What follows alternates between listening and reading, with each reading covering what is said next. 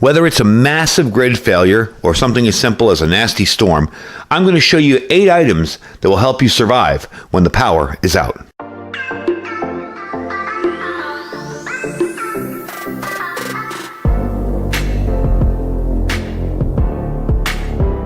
All right, everybody, welcome back. So today we're going to talk about 8 items that you would need to survive any kind of grid failure, whether it be from a simple winter storm or a rainstorm or a massive outage that takes half the country down.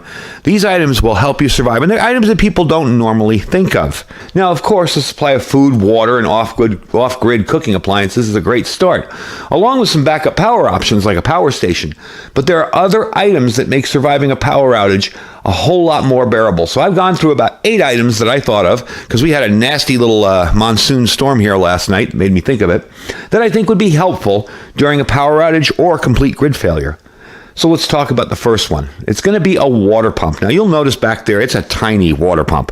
I use this to rotate my 50-gallon drums. When I pump the water out of them, I use that, and then I use a hose to fill them back up. Of course, you're going to need a bigger one, all right, if you're going to be filtering out a ton of that. But that would help in a small situation if there was some minor flooding. So a lot of rainstorms like we had last night don't just knock out the power, but they often bring flooding and large volumes of standing water that we may not have to be able to move. It's possible during a winter storm that you could be in a flooded basement or crawl space or whatever. So a water pump is really essential, especially if you live in areas like I do that are prone to flooding, or areas like near lakes or creeks. Even a clogged storm drain could cause pools of standing water that could need some redirecting. Any water pump should be fine, gas, diesel, hand-operated. They say not electric. I've read that in a lot of articles, to not use an electric pump. However, I know that electric pump right there will run off a power station. It draws about 600 watts, so that's no problem for me. It'll run for about 5 hours on a decent power station. But gas, diesel, or hand-operated are fine as well. Next item, you'll notice over here, medications, okay?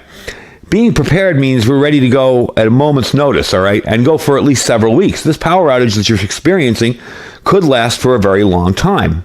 Now, suppose those medications you need to take regularly or stuff you take over the counter aren't available. The stores run out of backup power. They can't sell you anything more.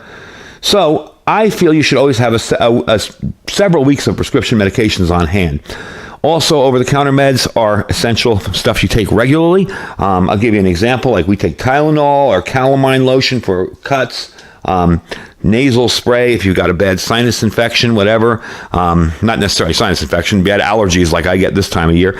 Also, too, we have a product here that we do a lot of business with, and that's Jace Medical. And they will give you a full supply of antibiotics prescribed to you by a doctor. And it will come to your house. You won't have to go to a pharmacy to pick it up. You simply take their online questionnaire, get your consultation reviewed by a United States doctor, prescribed in the United States, brought to you, all U.S. made antibiotics, all that stuff comes directly to you. So you're not taking a risk of buying stuff online and not knowing if it's the correct stuff or not. So the middle of a power outage is not the time to go out and buy some children's Advil. And we've seen how hard that is to get lately. It's starting to come back in stock now, but during the RSV and flu and cold season, that children's Tylenol and Advil disappear pretty quick. So always have either also over-the-counter and prescription medications on hand for you. Next up, we're going to talk about cash, all right? We seem to have an unhealthy reliance on credit and debit transactions to buy our daily essentials. But remember, no power means no credit or debit. Now, yes, stores have backup systems, all right, and they will run for a short while. However, a lot of the stores we've seen locally here will kick you out, all right? When the power goes out, they'll kick you out, and they'll wait till the power comes back on. So that's why it's good to have stuff ahead of time. But for the stores that do stay open, they can't run your debit card, okay? So a short-term power outage is no time to dip into your long-term food stores. We get outages here that last maybe an hour, 2 hours. No big deal. But if I'm going to get something and I want to buy something, cash is still king. I advise people not to have huge amounts of cash. I'm not telling you to bring $10,000 home and stuff it in your mattress. But a few $100 will allow you to get a few groceries even when the power's out. Now, don't keep it in a wad of 50s and 100s. Your cash reserve should be made up of smaller bills. And as you can see here, this is a perfect example. I've got a 10, I got some 5s, I got a bunch of singles. Yeah, it's going to be thick and annoying, but you know what? You stick it in a safe, you don't have to worry about it. I keep them in bundles of 100. This one here is just 20s, Simple enough. 20s are pretty common. And if something's $40, you don't want to give them 40 singles, so you keep a few 20s. But 10s, 5s, and 1s are very, very handy. It also doesn't hurt to stockpile a little bit of change. What I've done is I put away my change and I rolled it. So if the worst case scenario comes and I'm out of this cash, I can still bring a roll of quarters for $10 and use it. So it's already pre-rolled. And that's handy, too, because if I need to make change, retailers may not be able to. We saw after the pandemic a lot of the Walmart self-checkout aisles, which I can't stand, but that's a whole nother story, went to cash card only because they couldn't get change. I don't know that if anybody's worked in retail, they know, but you get a change order, usually a couple times a week. You'll put in an order for maybe $1,000 worth of change.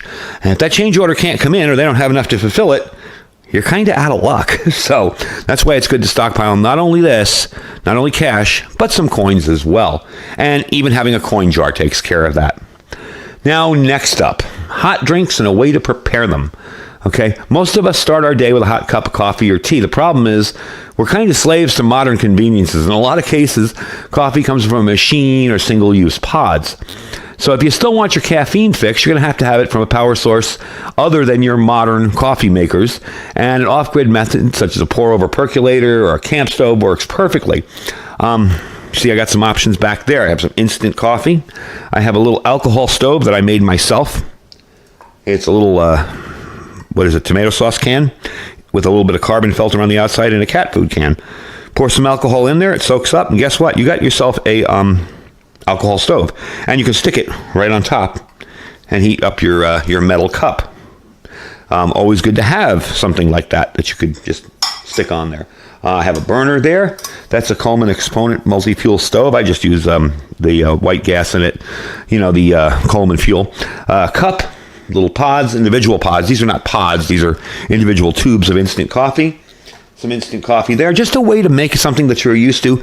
Remember, one of the tricks of preparedness and survival is to be able to overcome the little annoying inconveniences as well as the big ones. It also helps to have a stove that you can cook your food on. I know most homes these days, everything's electric. Power goes out, you don't have a stove or an oven. So that's something to keep in mind.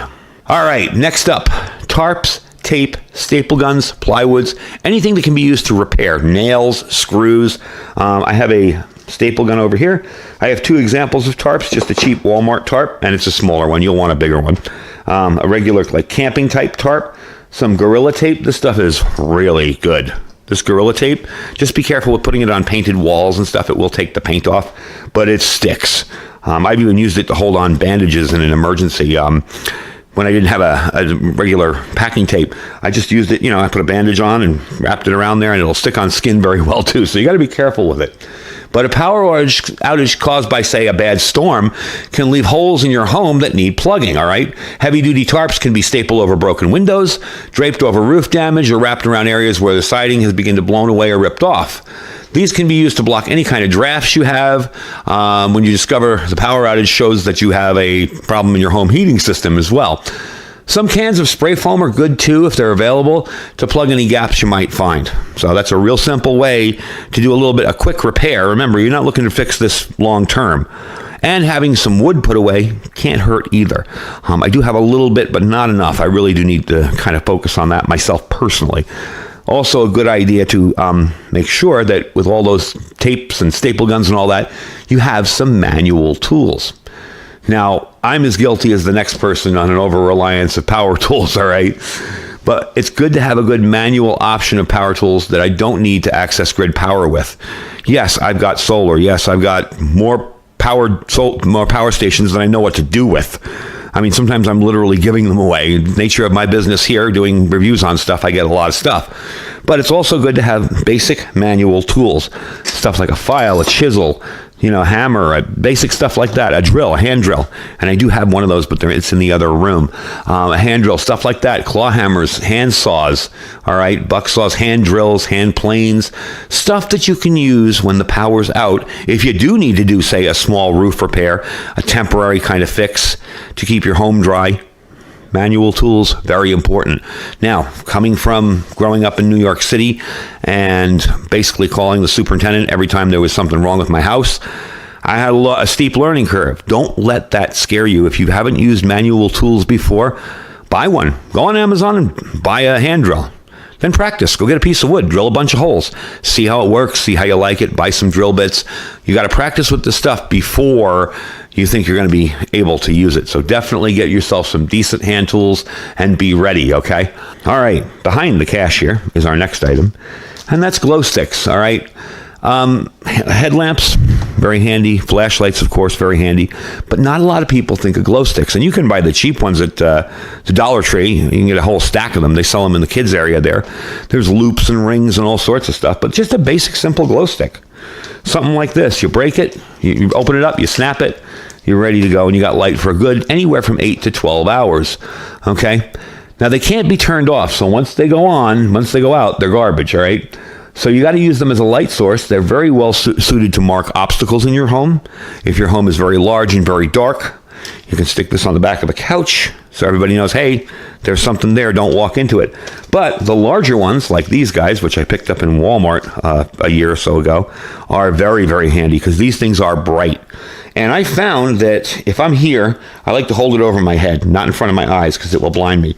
Just hold it up over your head like that, and you'll walk through and you'll be able to see everything. They're good for anywhere from 8 to 12 hours, depending on the glow stick. They're very, very handy, and they give off a soft glow instead of a nice, nasty, hard, harsh beam. I know if you ever use one of those more powerful flashlights in your house, you're like, geez, it just blinds you. So even if you're not looking at it, just pointing it out, anything over, 2,000 lumens can, you feel like you're burning a hole in your furniture by shining it on it. So it's definitely a good idea, definitely something to think about. A good headlamp. I always like to tell the story of how I was not a believer in headlamps, and this is a Cobb LED. Basically, that whole strip lights up. I was not a believer in headlamps until I had a power outage one day, and that's how it works. See? And I said, you know what? They've always told me to buy these things, and I got one, and let's put it on and see how it was. How it works. Oh, my goodness. It was so nice to have your hands free and walk around and be able to do something instead of holding a flashlight and working with one hand, and so nice. So definitely get yourself some glow sticks and a decent headlamp. All right, lastly, and it's kind of funny because it's all the way in the back there. Of course, that would be the game that I would bring out. The bunch of board games. Something to kill the boredom, okay? The lack of electricity will shorten the list of entertainment options we've got. You don't have TV, you don't have your video games, can't really do much. If you've got young kids, you know how that can be. And using, say, a generator or an emergency power station to run a DVD player or TV or a gaming console kind of seems a little bit silly. I mean, when you're wasting that power that could be used for something else. So, a board game like that, a deck of cards, any board game you can think of, something your family enjoys to do together, even Monopoly, something as simple as that, can really make the time go by a whole lot smoother, can kill boredom, especially if you've got young kids who are used to being on their phones 24/7, and it's some quality family time, so you might as well use that to get in there and enjoy your time with the family. So, preparing for a power outage really isn't all that difficult.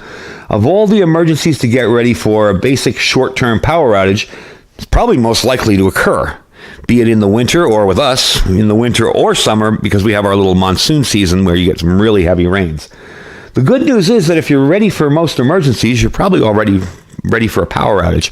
Now, last night we didn't lose power, but we could have very easily. I have to commend, as much as we complain about them, the electric company out here. When I first moved here in 2003, a stiff wind would knock the power out for about 4 hours. Now we've gone through some really nasty storms. As a matter of fact, a couple of years ago, we had a windstorm that was literally ripped the roofs off of buildings. Luckily, I was not in the path of it, but literally the end of my street, all those houses up that street, the roofs just looked like a huge cat just ripped the tiles right off. So, it was a nasty storm, and the power stayed on. But it's still inevitable, and we've lost power here last week for a couple hours. I guess a transformer blew, so it's still going to happen. It is the most likely disaster scenario you're going to face. Let's face it, things fail. Transformers blow. We have one section of town where the transformer keeps blowing out, and they can't figure out why. And they finally figured out it was birds and put a guard around the transformer so the birds can't get at it. So it's just some basic ideas. We all think food, water, shelter, all that stuff, but we don't think of things like headlamps or cash sometimes, or hand tools to do repairs, or even a simple alcohol stove that you can make yourself for free out of some cans, a tomato sauce can and a little cat food can. And I did a video on making that, actually. So if you search my videos, you'll find it. So I hope you guys enjoyed the video. I hope you guys got something out of it. Don't forget, our links are down below. We have our Amazon affiliate store in there. If you don't see anything in the store you like, you just click the link and shop as you normally would. We really do appreciate when you do that. Our freeze-dried wholesalers link. Remember, folks, stuff's getting back in stock. He is working his hardest. I'll tell you, it's funny because I know he's busy, because I used to email him, and within an hour he'd email me back, and sometimes now it's like days before he gets back to me, because basically he's working as crew in his own factory. So they are expanding. They are getting stuff back in stock again. So check them out. My link down there will save you 15%. So do check that out. We have our My Patriot Supply link. And folks, I'm glad to see many people have opted for the 3-month kit this month. The 3-month kit is $200 off. It's under $600 for 3 months worth of food delivered to your door. Perfect Kickstarter for your food preps. It's preparewithiridium.com, preparewithiridium.com on the website.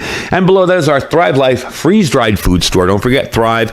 Awesome, clean, healthy freeze-dried food. Anyway, folks, thank you for joining me today. Stay safe and stay prepared.